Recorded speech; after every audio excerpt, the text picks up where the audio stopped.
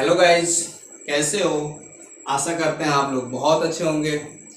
और हम लोगों का जो रिवीजन चल रहा आगामी डीएलएड की जो परीक्षा होने वाली है उस परीक्षा के लिए हम लोगों का रिवीजन चल रहा, और जिसमें हम लोग रिवीजन कर रहे हैं डीएलएड फर्स्ट सेमेस्टर का। और इस फर्स्ट सेमेस्टर में हम आप लोगों को शिक्षण एवं अधिगम के पेपर को सॉल्व करवा चुके लगभग 2019, 22, 23। अब हम आप लोगों को बाल विकास का जो है प्रीवियस ईयर 2019 का पेपर लेके आए हुए हैं।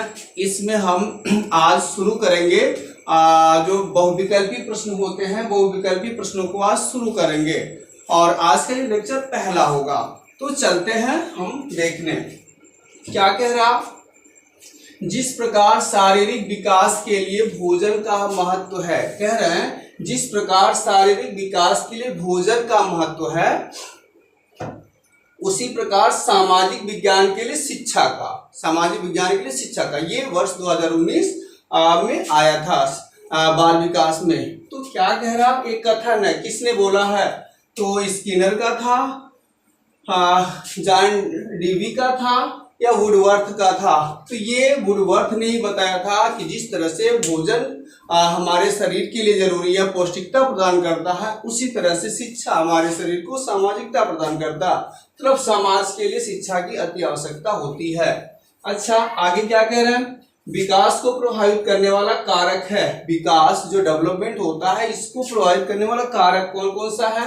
पहला कर रहे हैं बुद्धि। हाँ, बुद्धि होगी तभी तो विकास हो पाएगा, सही है। यौन मतलब सेक्स, तो ये चीजें मतलब ये भी होना चाहिए, विकास के लिए जरूरी है। अंतःस्रावी ग्रंथियां बहुत सारी अंतःस्रावी ग्रंथियां होती हैं जो जिनके द्वारा विकास, शारीरिक, मानसिक और सारा विकास होता है। और उपरोक्त सभी, तो यहाँ के लिए हमें सही आंसर इसका मिलेगा उपरोक्त सभी। बुद्धि भी शारीरिक विकास के लिए आवश्यक होता है। यौन सेक्स भी जरूरी होता है, मतलब बच्चों की यौनारंभ जो अवस्था होती है वो भी जरूरी होता है। और अंतःस्रावी ग्रंथियां इनकी भी बहुत जरूरत होती है, मतलब सभी, उपरोक्त सभी कह सकते हैं। अच्छा, ये भी क्वेश्चन बहुत अच्छा है। टोली की आयु कहते हैं, कई बार मतलब कई परीक्षाओं में देखने को मिला है। टोली की आयु कहते हैं, किसे कहते हैं? किशोरावस्था को, बाल्यावस्था को, शैशवावस्था को और युवावस्था को। तो टोली की जो आयु होती है ये बाल्यावस्था में आती है, किशोरावस्था में नहीं होती। किशोरावस्था में तो बच्चा मतलब प्रौढ़ हो जाता, 12 वर्ष से ऊपर का हो जाता है, तो वो टोली में नहीं रहता, बल्कि उसके अंदर मतलब अमूर्त चिंतन करने लगता है और चीजें उसके अंदर विकास होने लगता है। लेकिन बाल्यावस्था ये टोली की आयु गैंग एज है, इस समय ये टोली बना के रहते हैं और यहाँ पर इनमें कोई भेदभाव नहीं रहता। सभी लड़के लड़कियां एक गैंग के साथ रहते हैं, खेलते और एक दूसरे को अपने समकक्ष समान मानते हैं। तो यही टोली की आयु बाल्यावस्था कहलाती है। अगला क्या कह रहा है? मनुष्य को जो कुछ भी बनना होता है वह 4 वर्षों में ही बन जाता है। ये किसने कहा है? ये किसका कथन है? मनुष्य को जो कुछ भी बनना होता है वो 4 वर्षों के अंदर ही बन जाता है। ये हरलाक ने बोला था, क्रो ने बोला था, फ्राइड ने बोला था। तो मनोवैज्ञानिक हरलाक ने ही ये बताया था कि कोई भी बच्चा जन्म के 4 वर्ष तक ही उसे जो कुछ भी बनना होता है बन जाता है।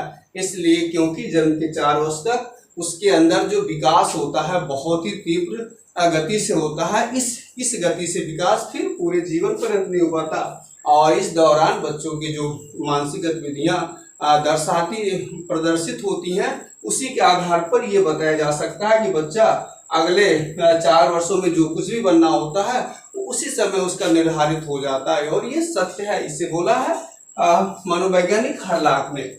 अच्छा, अगला क्वेश्चन क्या कह रहा? बाल्यावस्था में शिक्षा का क्या स्वरूप होना चाहिए? जो चाइल्डहुड होता है, बचपन होता है, बाल्यावस्था में शिक्षा का स्वरूप कैसा होना चाहिए, कैसा शिक्षा होनी चाहिए?